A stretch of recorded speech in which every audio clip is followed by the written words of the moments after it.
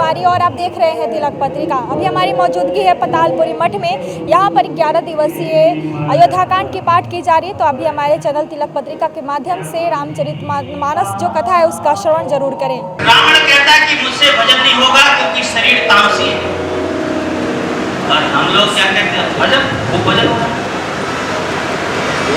बिगर भजन किए खूब भजन हो रहा है, रात में भजन करो। पर रावण ईमानदारी से कहता है कि भजन नहीं हो रहा। इसलिए मैं तो में जाए बैर हट करे हो तो पुरुष न प्राण तजे भव तरे। दूसरी बात सुविधा एक और है कि जैसे अगर किसी यात्रा में हम अपने से जाएं तो सारा खर्च मुझे उठाना पड़ेगा। अगर हम कहीं यात्रा में जाते हैं, चाहे वो बद्रीनाथ जाएं, चाहे केदारनाथ जाएं, चाहे रामेश्वरम जाएं, तो टिकट से लेकर के खान पान का और वहां रहने का, कमरे का सारा खर्चा खुद उठाना पड़ेगा, ठीक है। और अगर कोई भेजे, कोई कंपनी भेजे, कोई व्यक्ति भेजे आपको, तो वो सारी जिम्मेदारी उसकी हो जाती है। रावण कहता है कि अगर हम अपने से मर के जाएंगे तो सारी जिम्मेदारी मेरी, लेकिन भगवान के बाण पर बैठ करके जाओगे तो पूरी भगवान की जिम्मेदारी, सारी व्यवस्था करने का कौन करेगा? यात्रा से लेकर के वहां धाम तक रहने की व्यवस्था भी भगवान की होगी।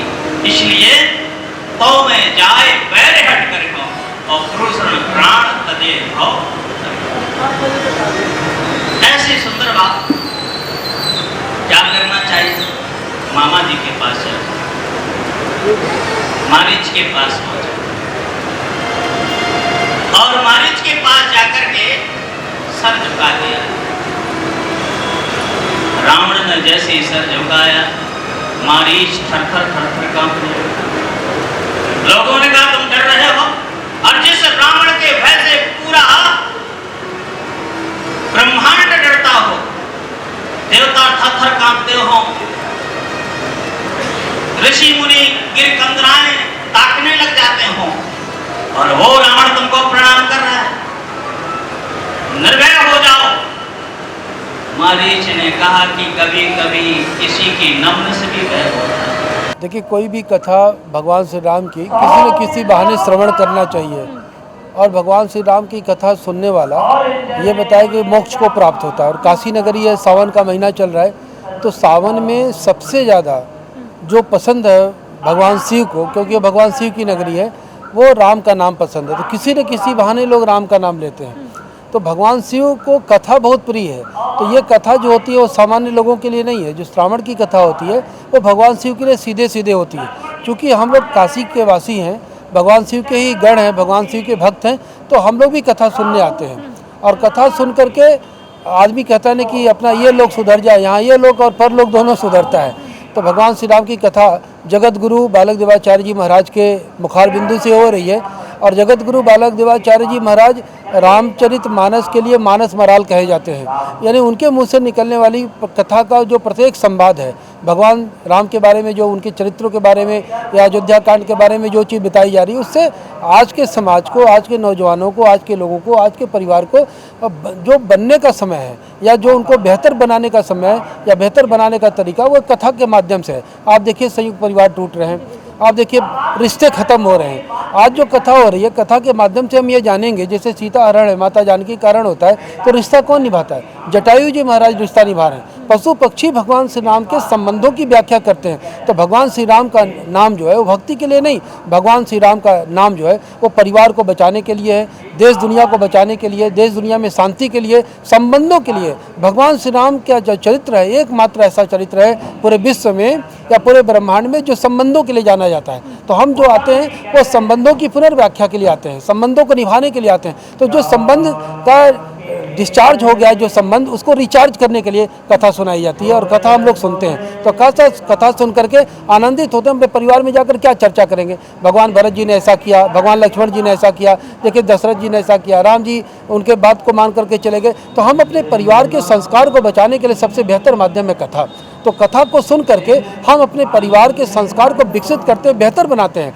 हम जो बीता हुआ कल है उसको जानते हैं और आने वाले कल को भविष्य को सुरक्षित रखते हैं, तो पूरे दुनिया में ऐसा कोई माध्यम नहीं है जो भारत में जो माध्यम है, जो काशी में माध्यम है, कथा का माध्यम श्रेष्ठ माध्यम है।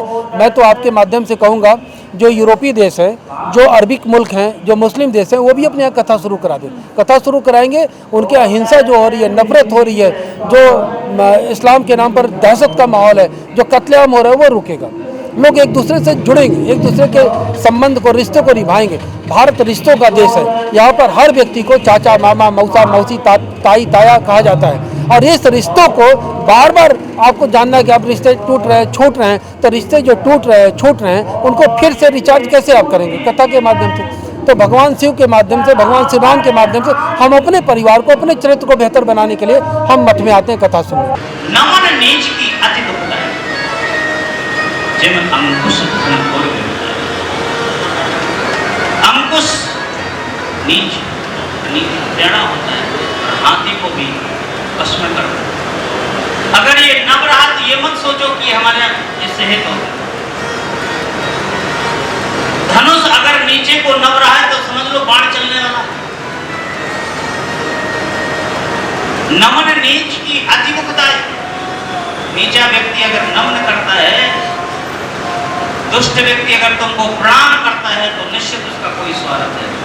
सावन के पावन महीने में कहा जाता है कि बाबा विश्वनाथ की नगरी काशी में कथा श्रवण करने का विशेष महत्व है और खासकर रामचरितमानस का श्रवण करने से मोक्ष की प्राप्ति हो जाती है। और अभी हमारे साथ कुछ श्रद्धालु थे जो कि यहाँ पर कथा श्रवण करने आए हैं। उन्होंने भी इस जो रामचरितमानस है उसके बारे में विस्तार से बताया कि काशी में कथा सुनने का क्या महत्व है, खासकर सावन के महीने में। तो अभी हमारे चैनल के माध्यम से रामचरितमानस का अयोध्या कांड का श्रवण जरूर करें।